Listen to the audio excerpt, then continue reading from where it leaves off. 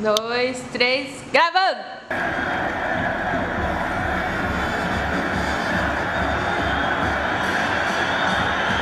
Toda a área, mais uma vez chegando com você para falar de esporte, para falar de Grêmio, para falar de Internacional.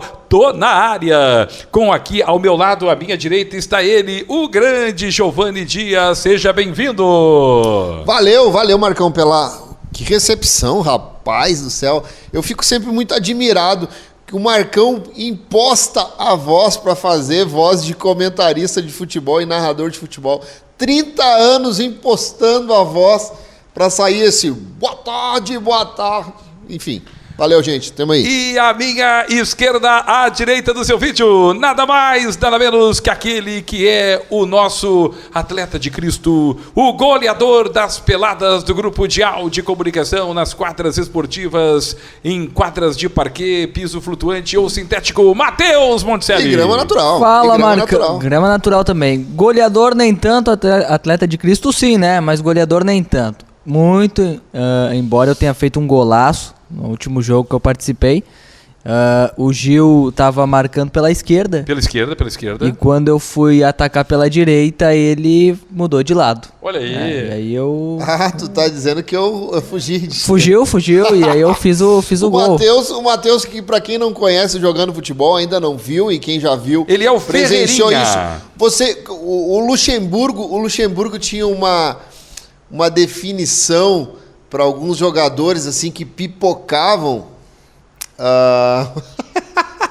O Luxemburgo tinha uma definição para jogadores que pipocavam assim durante um jogo. Eu sei de do Luxo, mas não posso contar aqui.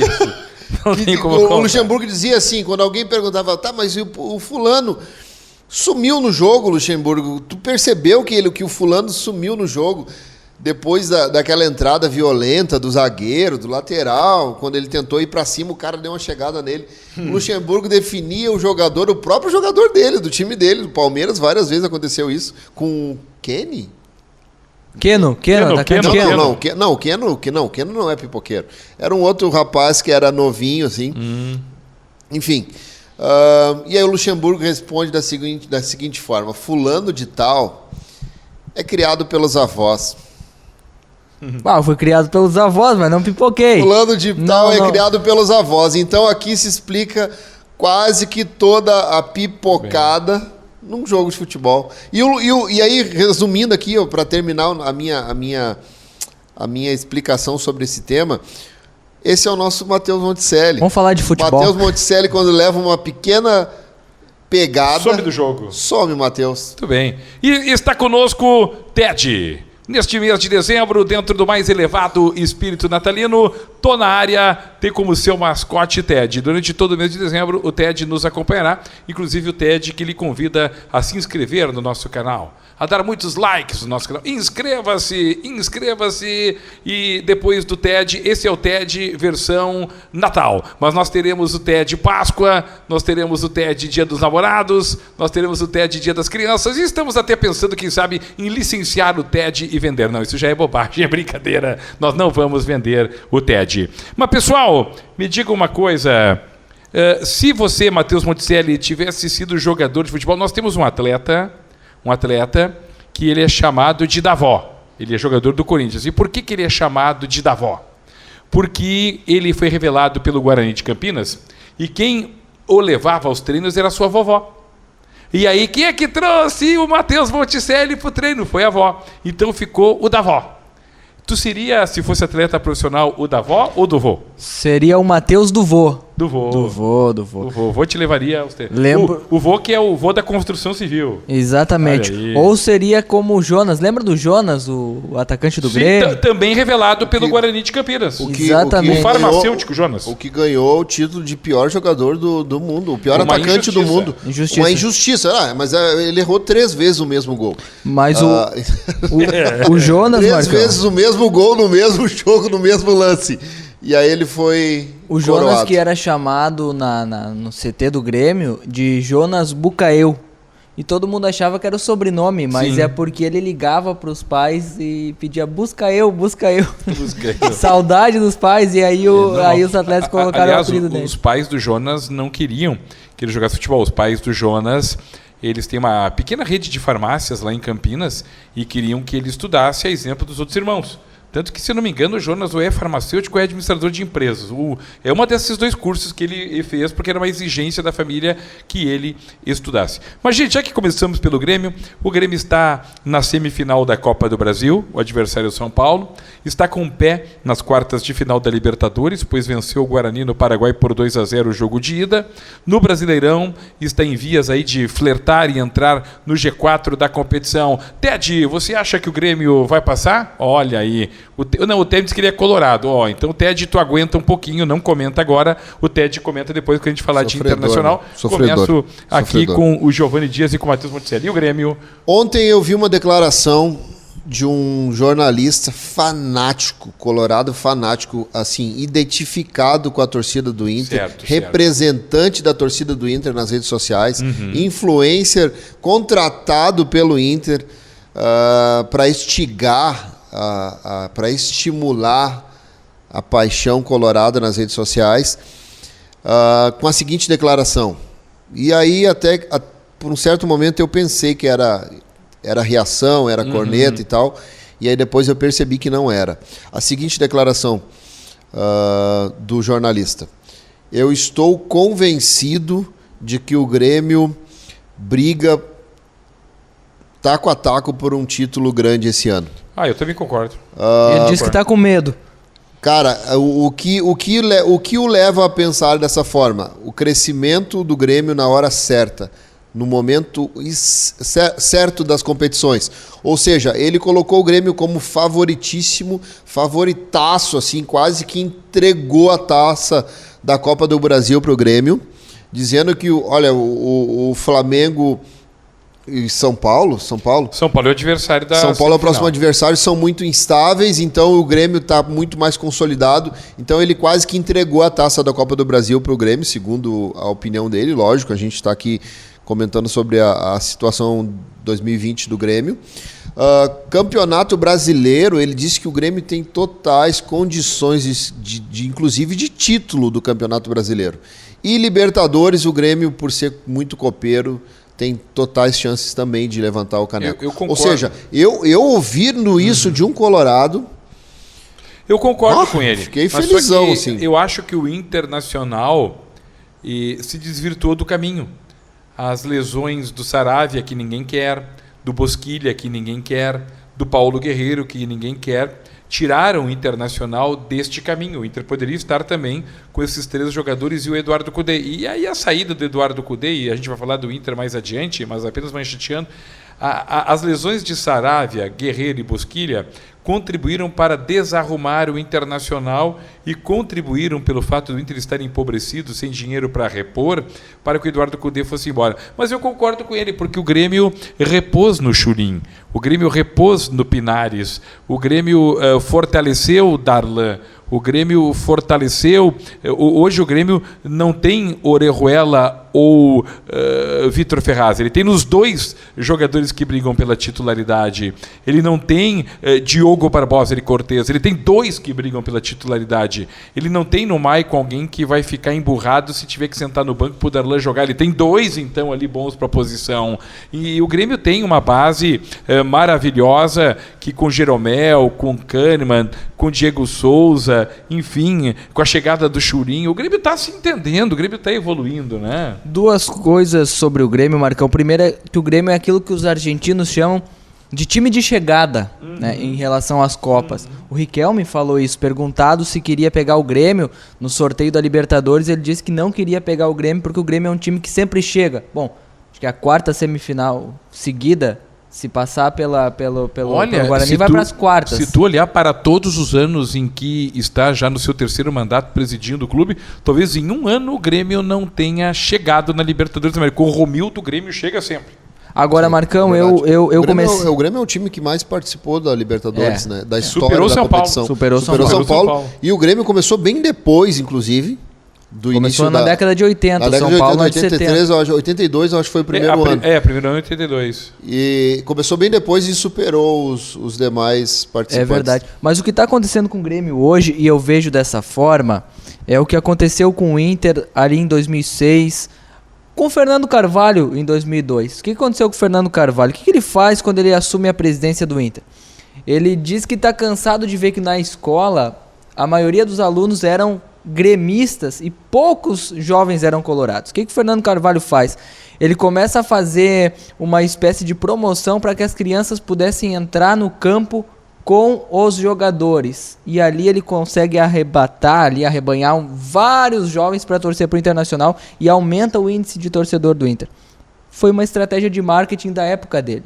O Grêmio hoje investe muito em marketing e eu lembro, Gil e Marcão, que 2006 a 2010 se dizia que no Grêmio faltava gremista. Marcão vai lembrar disso, que não tinha liderança. Sempre diziam que dentro do Grêmio não tinha liderança.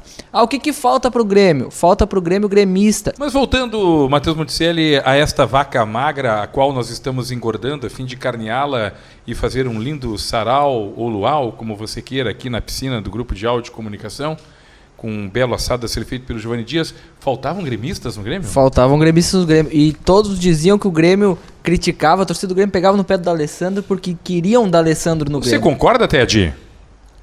E agora? Sempre tivemos muitos gremistas no Grêmio. Marcão. Eu acho que... Hoje saiu uma foto, Gil. Tenho minhas dúvidas. Mas... Saiu uma foto de 2017. Não, falando jogando, como atleta. Saiu uma foto de 2017... onde PP e Matheus Henrique estão na torcida comemorando Isso é bacana. a Copa Libertadores. E Isso hoje é os dois estão jogando uma Copa Libertadores. O Grêmio começou a formar gremistas na base. Vem desde Pedro Rocha, olha a ponta esquerda do Grêmio. Pedro Rocha, Everton, PP, vem aí Elias. Mas aí eu vou trazer o Internacional. O Inter só também informa. O problema é que quando tu está numa fase perdedora, e o Inter está numa fase perdedora, isso vale para Grêmio e para Internacional. O jovem, ele entra na quarta para jogar bem na quarta e ser campeão no domingo. E no futebol as coisas não acontecem assim. Isso eu aprendi com comentaristas longevos, experientes. Marcão, sempre que tu colocar um garoto, tu tem que dar ele o direito assim, ó. Jogar uma bem, outra mais ou menos bem, outra mal, outra extraordinariamente mal, voltar a jogar mais ou menos bem, até o momento em que esse garoto vai encontrar a média dele. Aí tu vai dizer, opa, esse é 6, esse é média 7, esse é média 8. Só que num time perdedor não dá tempo, né? O cara tem que chegar na quarta e ser campeão no domingo. No Grêmio, não. No Grêmio, todo mundo detectou que o Ferreirinha é um peladeirinho. Mas como o Ferreirinha tem drible, tem 1 contra 1, tem cruzamento para a área, esse peladeirinho, ele está entrando quando a partida está resolvida ou quando ela está quase resolvida e tu acaba não sentindo, porque o time está bem, então está dando tempo. O Darlan não está totalmente pronto. O Matheus Henrique ainda está muito abaixo daquilo que se espera que ele possa se aproximar do Arthur, mas vai se entendendo. O Jean-Pierre está cada dia que passa melhorando, então, e no Inter não dá tempo. Pedro Rocha, lembra que o Pedro Rocha demorou até cair nas graças das torcidas e começar a jogar bem. Ele demorou, cara. A torcida começou a protestar. O Renato teve um trabalho maravilhoso com o Pedro Rocha, que dizia, calma, que eu vou tirar o guri dos holofotes, eu vou ensinar esse guri a finalizar gol, vou dar uma clínica de finalização. Exatamente, ele não sabia finalizar, era o Pedro Rocha. Exatamente, eu vou calma, gente, que eu vou dar um jeito do guri. Tirou o guri dos holofotes, treinou, olha o que o guri fez naquela Copa. Agora, Marcão, tem uma imagem emblemática. Antes do jogo Grêmio e Guarani lá no Paraguai, foi Grêmio e Cuiabá. Grêmio e Cuiabá, 2-0 na Arena. Grêmio e Cuiabá. Lembra que o PP pela ponta direita sai na cara do goleiro e chuta por baixo e a televisão filma o Renato e o Renato faz um gesto? Tem que jogar por cima. Cava. Um jogo depois, Grêmio e Guarani do Paraguai, a mesma bola pro PP, ele toca por cima do goleiro e faz o gol. Sabe o que é que o PP me lembrou ali? O PP me lembrou uma injustiça que é feita pelo torcedor gremista em relação ao Everton no jogo da volta do Grêmio contra o River Plate na Arena, eliminatório da semifinal da Libertadores, aonde era para cavar e o Everton não cavou e bateu embaixo e o goleiro pegou. Sabe o que tem ali nisso aí? No caso do Everton, ausência de ritmo de jogo. Vinha 2 semanas parado, estava sem ritmo de jogo. E no caso do PP, é experiência. É ter paciência, dar carinho. É ser professor. Na próxima vez, filho, cava. Isso aí. Eu não sei se a torcida... Eu lembro de um outro lance, assim, que foi contra o Cruzeiro, que o Grêmio foi eliminado. lá. No primeiro ano, Copa do Brasil, confronto o Grêmio e o Cruzeiro, o Grêmio passou e tal. E aí depois, no outro ano, o Mano eliminou o Grêmio lá. Primeiro lance do jogo, o Barrios ficou cara a cara com o Fábio e foi displicente e errou. E a gente foi eliminado depois. Então, aí não teria a explicação. Faltou experiência? Não, o Barros era experiente. Faltou... Não, é displicência. Mas não dá para dizer que é displicência quando um garoto que nem o PP erra um gol porque é falta de experiência. Não dá para culpá-lo por displicente, né? Ser displicente. Ali a gente sabe que ele sempre tem vontade de fazer e tal. Mas assim, falando sobre base, sempre me pareceu, e aí o Marcão pode me corrigir, sempre eu tive muito clara a impressão de que o Inter trabalha muito menos as bases do que o Grêmio. Não até revela muito menos que o Grêmio. Em tempos modernos tu tem razão, mas quem botou fora todos os caderninhos de bem revelar jogadores foi o Internacional, e o Grêmio não deixou o lixeiro recolher. Passou lá no Beira-Rio, pegou todos os caderninhos e levou para a arena. Porque, historicamente, quem revelava era o Internacional. Historicamente... Isso dos anos 2000 para cá, tu acha que antes. teve em algum período dos anos 2000 para cá em que o Inter revelou... Teve, sim. Meu Deus, o Internacional... Tem... Um grande nome, Marcão, além do Nilmar. Além do Neymar, meu Deus, o Internacional revelou Tyson, revelou Pato, revelou Daniel Carvalho, revelou Diogo Rincon, os irmãos Diogo e Diego, acho. Clayton, Diego e Diogo. Pá, o Inter revelava aos borbotões.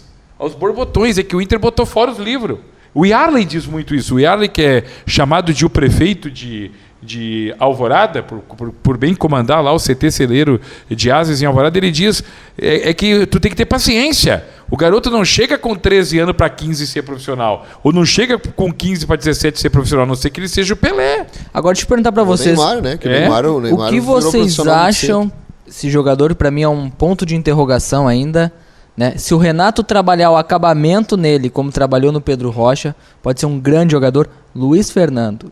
Sim, o Luiz Fernando é um jogador que chamou muita atenção. Luiz Fernando. Hoje eu conversava com o seu Ivone, que é um empresário de futebol aqui de Novo Hamburgo, eu encontrei por acaso, e ele é um empresário que já teve o Douglas Costa sob o poder dele, o seu Ivone. E ele me falou sobre o Luiz Fernando. Mundial, né? O Douglas Costa é um jogador. Ele me falou sobre o Luiz Fernando e sobre o Alisson. São dois jogadores. O Alisson agora está sofrendo com lesão, está voltando aos poucos. Mas Luiz Fernando e Alisson são jogadores táticos. São jogadores, tudo aquilo que falta para o Ferreirinha de inteligência tática sobra no Luiz Fernando, sobra no Alisson. Alisson, agora vamos defender. Alisson, agora vamos atacar. Sacrifica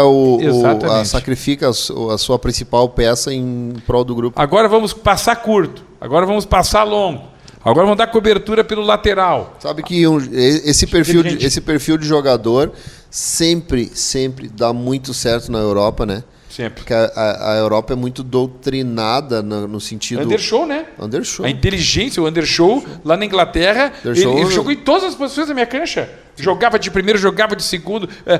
Anderson, nesse jogo eu preciso tu pisando lá na nossa área com os nossos zagueiros para defender. Deixa comigo, professor. Anderson, nesse jogo eu quero que tu pise na área adversária e faça gol. Deixa comigo, professor. Nesse jogo eu quero que tu construa, Anderson. Show, professor. Esse jogo eu quero que tu proteja os laterais. Diferente do Brasil, o futebol europeu, ele é metódico, tático, muito metódico. O Tite, nosso treinador da seleção, ele diz muito isso. Sabe por que a gente não implanta 3-5-2 aqui no Brasil?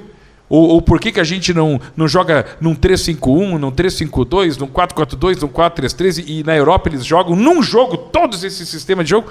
Que o jogador brasileiro, infelizmente, eu vou ter que dizer, ele é preguiçoso. Tu tem que, no início da temporada, estabelecer um regime de jogo com pouca variação, porque ele é preguiçoso. Ele não está afim do trabalho. Não, e até base também, né? Isso vem da base.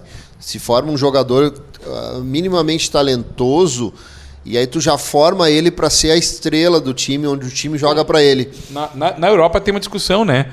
Que a gente tenta trazer para o Brasil. Na Europa é assim, ó. Renato assumiu o Grêmio, Abel Braga assumiu o Internacional. Seu Abel, como é que o senhor gosta de jogar? Eu gosto de jogar no 4-4-2, eu gosto de jogar no 4-3-3, eu gosto de variar no 4-2-3-1. Legal. Atenção, sub-17, sub-20, sub-23. Todo mundo trabalhando como o professor Abel trabalha, porque se ele precisar, ele vai vir buscar aqui. Na Europa é assim, aqui no Brasil não, né? Mas Cada um olha faz o seu. Mas olha o Barcelona, cara. Os moleques vêm da base já, pronto, cai no time do Barcelona, no time titular do Barcelona, e cumpre a sua função de forma extraordinária. Toca pro lado e pronto, cara. Cobre as costas e pronto. São muito metódicos, né? Aliás, no Barcelona, precisamos dizer, quando a Chapecoense, coitadinha, deu aquela tragédia, foi fazer o amistoso humanitário contra o Barcelona, eles passaram vergonha. Porque as telas, aqui no Brasil, a gente cerca o campo com tela de 3 metros. Lá no Barcelona é umas telas baixinhas, né? Aí nesse trabalho da Chapecoense, aí uma bola foi parar lá perto da sede do clube e o cara queria buscar o segurança. Não. Mas como? A bola é nossa, eu vou buscar a bola. Não. Mas por que não pode buscar? Porque nunca ninguém chutou a bola lá. Não pode buscar, vai ficar lá. A gente não sabe o procedimento. A gente não sabe qual é o procedimento para vocês ir lá buscar, porque nenhum atleta nunca precisou buscar a bola lá. Porque ela nunca caiu lá. Mas deixa eu trazer uma polêmica. Vamos lá. Depois você tem que falar de Inter, hein? O TED é colorado. Estamos aqui diante de dois gremistas. Passa o ano de 2020 sofrendo. TED. O ano de 2019 sofrendo. Provavelmente o ano de 2021 sofrendo. O TED. TED. Dias melhores virão. Vamos falar um pouquinho de Colorado. Vamos falar de Inter, depois eu trago essa informação. O negócio de Inter é o seguinte, gente. O Internacional tá. A gente não se deu conta, mas o TED me soprou antes do programa. O TED. O Inter está atravessando o mês de novembro sem vitória. O Inter não ganhou, porque quando ganhou do América Mineiro, me disse o TED, por 1-0 no tempo normal, não levou, porque o jogo migrou para a decisão dos pênaltis e nos pênaltis o Inter foi eliminado, então não vale. Na única vez que ganhou, perdeu. Perdeu. Então o Inter... Mas a gente pode TED me alerta. A gente pode ser bonzinho e analisar o jogo, só o jogo. Não a eliminação, nem nada. O jogo ganhou então, Marcão. Vamos ser honestos. Mas essa é a vitória de Pirro. Justos. Aos 49 do segundo tempo. Tá, vamos lá. O Internacional passa pelo Boca? Eu acho que não passa. Não passa, cara. Não passa. Não passa justamente pelo momento em que o Inter... O TED é a estrela. O TED é a estrela agora. O Inter está estraçalhado, cara. O Inter entra em campo já pensando por quanto nós vamos perder. E aí buscar um empate é a vitória. Eu acho que não tem como passar. Acho que ninguém consegue mobilizar mais o Internacional. Ninguém mais.